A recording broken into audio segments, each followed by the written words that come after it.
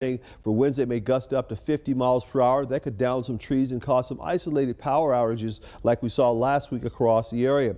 Now we're watching an area of rainfall that's going to make its way across central Indiana this evening. The heaviest rain is going to peak around 9 o'clock, and then after that things will start to taper off. Quick little blast of rain. Most of us are going to see a 1/10 of an inch of rain or less, so this is not going to be a major rain event for us, and our temperatures really aren't going to cool down too much tonight. We're going to find the low temperature in the middle and upper 40s. And these numbers we begin for high temperatures for this time of the year.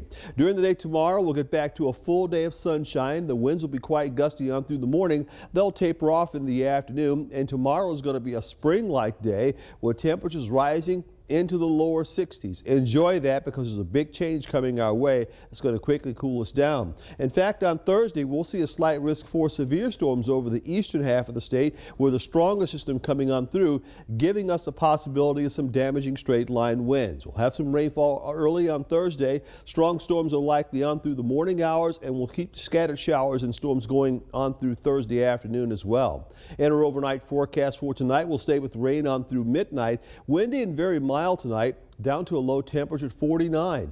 During the day tomorrow, gusty winds are likely for us during the morning hours. A warm day with a high at 63, with those winds southwest at 25 to 35 miles per hour, but they'll be stronger earlier in the day.